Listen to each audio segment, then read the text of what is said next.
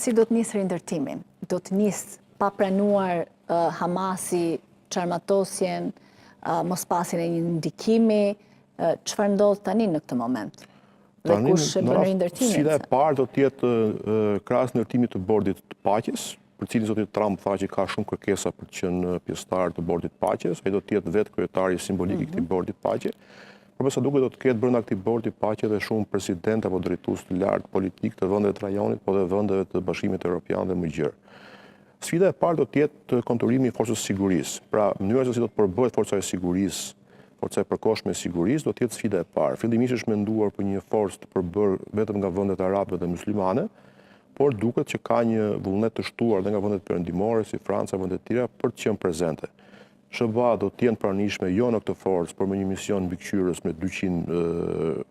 ushtarak apo personel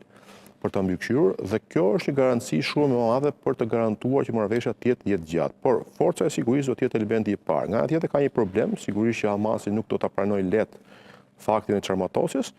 por duhet të çarmatoset sepse kjo është pjesë e marrëveshjes. Forca e sigurisë, administrata e re civile që do të jetë në Gazë, do të ketë proceset e saj përsa i përket ofrimit të një periudhe garancie për të dorëzuar armët, dhe më tej, kush nuk zbaton këtë rregull do duhet përballet me forcën e sigurisë. Këtu ka një problem tjetër sepse vendet arabe dhe muslimane nuk duan të angazhohen tek policimi i Gazës, pra nuk duan të jenë pjesë e policimit në terren, sepse nuk duan që trupat e tyre të përballen me qytetarët e Gazës. Pasi aty sigurisht do duhet që të ketë një forcë që bën policimin e përditshëm. Në këtë kuptim do duhet të ketë një sistem gjyqësor, do duhet të ketë polici, burgje, si çdo shtet tjetër, pavarësisht se nuk do të jetë shtet. Në këtë kuptim vendet arabe dhe muslimane nuk dëshirojnë të jenë ata që ta bëjnë këtë pjesë policimi, dëshirojnë që sa më shpejt të ketë një polici lokale, dhe për këtë do të jetë Egjipti dhe Jordania që do të jenë të angazhuara, por kjo mund të kërkojë kohë, dhe kjo është besoj unë pjesa më e vështirë. Aktualisht kemi një vakum shumë të rëndësishëm, sepse sot Gaza ligjërisht është tokë e askujt, pra nuk e qeveris askush. Nuk është as ushtria e Izraelit, nuk është as autoriteti vendor kushdo që mund të ishte, dhe besoj që për këtë pastaj do të kërkohet që të ketë një ndërhyrje të OKB-s për të ndërtuar, si në rastin e Kosovës, një kornizë ndërkombëtare ligjore, ku do të bazohet funksionimi si forcës sigurisë, ashtu dhe i qeverisë teknikëve që do të jetë për të ardhmen. Në këtë kuptim, këto janë pjesë ende të paqarta, janë zhvillime sipër, sepse besoj unë primare do të jetë që vendet arabe dhe muslimane, bashkëpunim me SBA dhe vendet tjera, të bien dakord për forcën e sigurisë, për numrin e saj, për armatimin që do të ketë, për mjetet ushtarake që do të ketë, për pozicionet ku do të qëndrojë, sepse do të jetë e rëndësishme, sepse për të kaluar ushtrinë e Izraelit pastaj thjesht në atë kufirin e Gazës, duke i lënë tërësisht Gazën pjesë lirë. Kemi parë gjatë këtyre ditëve deri te ndërtimi është një sfidë goxha e madhe te pjesa ekonomike, ajo do të jetë shumë e rëndësishme nëse arrihet bëhet shpejt, sepse do të jetë e rëndësishme për t'i dhënë shpresë njerëzve që janë atje. Për t'i dhënë të kuptojë që çfarë ndodhi, të paktën vlen për të patur paqe dhe vlen për të patur prosperitet. A do të bëhet kjo shpejt është pak e vështirë, sepse aty ka emergjenca shumë të mëdha përsa i përket ushqimit, përsa i përket minimalisht heqjes së rënojave, sepse ka